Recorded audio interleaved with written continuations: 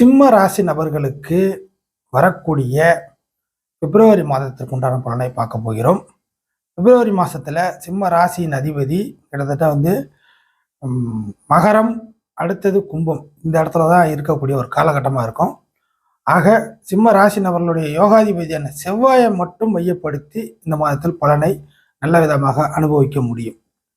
அதாவது ஒரு துணை நிலை கிரகம், சூரியனுடைய நட்பு கிரகம், இன்னும் சொல்லப்போனால் சூரியனுடைய பிள்ளை கிரகம் அப்படின்னு நீங்கள் எடுத்துக்கிட்டிங்கன்னா செவ்வாய் அப்படிங்கிறத சொல்லலாம். இந்த சிம்ம வீட்டிலேருந்து 4 மற்றும் 9 கோடி ஆதிபத்தியம் வாங்கின செவ்வாய் கிட்டத்தட்ட 6ஆம் பாவத்தில் உச்சம் அப்படிங்கிறது நடக்கும். இந்த உச்சங்கிறது பிப்ரவரி மாதம் முழுக்கவே இருக்க போகுது செவ்வாய். அதே சமயம் சூரியன் சனியின் வீடான கும்பத்தில் சனி கூட நெருங்கின அமைப்பில் இருக்க போகுது. அப்போ என்ன நடக்கும்? சிம்ம ராசி நபருடைய லைஃப்பில் இப்போதைக்கு வாழ்ந்துட்டு இருக்கிற அமைப்பில் அவரவர் வயதிற்கேற்ப என்ன நடக்கும் அப்படின்னு பார்த்தீங்கன்னாக்கா, ஒரு ஃபைட்டிங், சரிங்களா, ஒரு தன்மையாக, ஒரு பாலிஷாக, ஒரு என்ன சொல்கிறது, ஒரு அமைதியான முறையில் எதையுமே சகிப்புத்தன்மை அப்படிங்கிற முறையெல்லாம் இல்லாமல், இன்னும் சொல்ல போனால் அஹிம்சை அப்படிங்கிற முறையில் இந்த மாதத்தில் ஈடுபடாது. உங்களை பொறுத்த வரைக்கும் ஃபைட்டிங் அப்படிங்கிற ஒரு மாதம் இந்த மாதத்தில் அதிகமாக இருக்கும். ஸோ உங்களுடைய சௌரியத்திற்கு ஏற்ப, உங்களுடைய சுகத்தின் அடிப்படையில், உங்களுக்கான லாவகமான இல்லை உங்களுடைய சந்தர்ப்பம் சாதகம் இதையெல்லாம் மையப்படுத்தி பழி தீர்த்து கொள்ளவோ இல்லைனா பார்த்தீங்கன்னாக்கா ஒரு முரட்டத்தனமான ஒரு ஃபைட்டிங் இந்த மாதிரியான அமைப்பின் மூலியமாக சில விஷயத்தை சாதிப்பதாக அமையும் சாதனை. காரணம் என்னவென்றால், கிட்டத்தட்ட சூரியன் சனி கூட மிங்கிளாகி சூரியன் தன்னுடைய ஒளியை இழந்து சனியையும் கிட்டத்தட்ட ஒரு பகைப்பற்ற அமைப்பில் மாற்றி சூரியனுக்கு சனியும் இணைவு சிம்ம ராசினவருடைய உங்களுடைய கேரக்டர் வழியில் உங்களுக்கான மரியாதை, கௌரவம், அந்தஸ்து இதில் ஏதாச்சும் கலங்க விளைவிப்பதாக சில சம்பவங்கள், சந்தர்ப்பங்கள் அமையும்.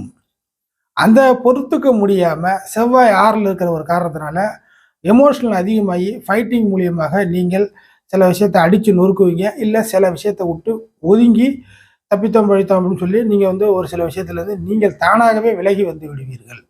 இப்படிங்கிற விஷயம் உருவாகும்.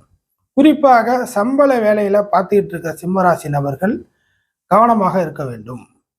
உங்களுக்கு வேலை மற்ற விஷயத்தில் இது வரைக்கும் சரியாக இருந்துச்சு, இல்லை இதிலே நீடிக்கலாம் அப்படிங்கிற அமைப்பு, ஆசை, ஆப்ஷன்லாம் இருந்துச்சுன்னா இந்த மாதத்தில் பல்ல கடிச்சிட்டு ஓட்டுற மாதிரி இருக்கும். எனக்கு இல்லை, இந்த வேலை வேண்டியதில்லை, இது இல்லைன்னா 1000 வேலை சம்பாதிக்கிறது எனக்கு என்ன வழி இல்லையா அப்படின்னு சொல்லி இல்லை அப்படின்னு நீங்கள் நினச்சிங்கனாக்கா, கிட்டத்தட்ட பார்த்தீங்கன்னாக்கா நீங்கள் பார்த்துக்கிட்டு இருக்க வேலையை சிம்மராசி நபர்கள் ஜாதக அமைப்பு சரியில்லைன்னா அந்த வேலையை விட்டு வெளியேறக்கூடிய அமைப்புகளும், இல்லை நீங்களாக பார்த்தீங்கன்னாக்கா ரிசைன், ராஜினாமா அப்படின்னு பண்ணிட்டு வர மாதிரியான சூழ்நிலைகளும் உருவாகும். ஏன்னா செவ்வாய் 6ல் இருக்கிறதுனால சம்பள வேலையில் நீங்கள் 4 பேரை சவுண்டு வாயால் சண்டை போடுறீங்களோ கையால் சண்டை போடுறீங்களோ அந்த சம்பவங்களும் உருவாகும்.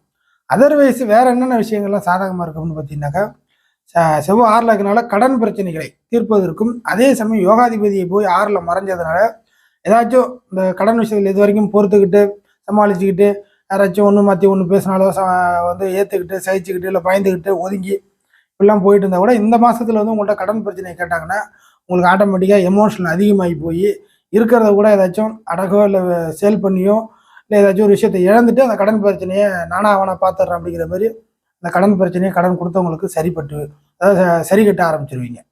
இது செவ்வாய் 6ல் இருக்கிறனால ஆரோக்கிய ரீதியான பிரச்சனைகளில் பெரிய அளவுக்கு மாட்ட மாட்டீங்க. அது எப்படியா இருந்தாலும் சமாளித்து வந்துடுவீங்க. கடன், வம்பு வழக்கு அப்படிங்கிற ஒரு விஷயத்தை அடுத்தது பார்த்தீங்கன்னாக்கா, வம்பு வழக்கு பிரச்சனையை பற்றி நம்ம நிறைய பேசிட்டோம் இந்த வீடியோட பிகினிங்கில். அதனால் முடிஞ்ச வரைக்கும் வம்பு வழக்குகள் உங்கள்கிட்ட இந்த மாதத்தில் பொறுத்தவரைக்கும் நெருங்கி வரும். ஆனால் அது தேவையா தேவையில்லையான்னு முடிவு பண்ணி எப்படியும் 90% மேலே உங்களை எமோஷனல் கேரக்டராக மாற்றி விட்ருவாங்க. சிம்மராசி நபர்களை பொறுத்தவரை மற்றவர்கள் இந்த மாதத்தில் ஒரு எமோஷனல் கேரக்டராக மாற்றி விட்ருவாங்க. அது எமோஷனல் அதிகமாகி போய் என்னென்னமோ, ஏன்னா செவ்வாய் ஒரு அதிரடி கிரகம், ஃபைட்டிங் கிரகம், வெட்டு குத்துக்கான கிரகம் அப்படிங்கிறதுனால அந்த எக்ஸ்ட்ரீம் லெவலில் கொண்டு போய் என்னை ஒருத்தன் அதுமாதிரி தப்பாக பேசிட்டான், அப்போ நான் அவனை அடித்தாதான் சௌரியமாக இருக்கும், அதுதான் எனக்கு மன சந்தோஷம், அவனை அடித்தாதான் ஆத்திரம் தீரும் அப்படின்னு சொல்கிற முடியல, அந்த லெவலுக்கு சிம்மராசி நபர்களை கொண்டு விட்டு விடுவார்கள்.